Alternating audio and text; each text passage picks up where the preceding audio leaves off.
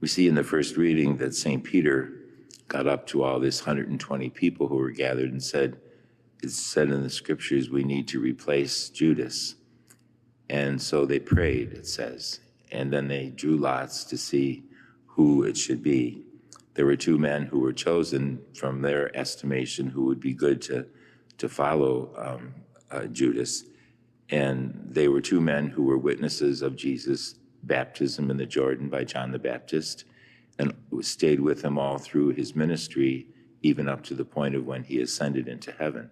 So they needed somebody who would have known Jesus at every step of the way and had to be holy men as well. And no doubt these two men were very holy in the eyes of the other apostles and fitting to take the place of an apostle. And so they cast lots and prayed that the Holy Spirit would do the choosing, and the lot fell to Matthias. Matthias truly was an apostle. He was called by God and he was sent by God in order to continue to preach the gospel. It reminds us that we too are all called by God, that we're called to lives of holiness.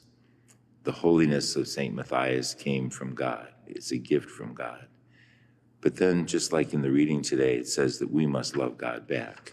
As we celebrate the wedding anniversary of Bridget and Robert today, this reading is often used at weddings. I think it's coincidental that this reading would be chosen today on your anniversary. The command I give you is to love one another. 25 years ago today, you made that promise to each other and to God that you would love one another.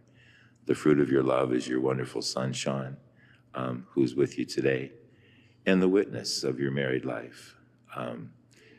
The married life is not easy, but you have fulfilled your promises to love each other in good times and bad, in sickness and in health, until death do you part. And so you made those promises and you've kept them, but you kept them by following the commandment of the Lord to love one another. And your love has been a witness of Christ's love in the world. So we're grateful that you're here today. Were you married here at St. Patrick's? Oh, wow, that's even better. The church looked a little different that day. And little did you know what would happen after that day. You would be blessed with a son.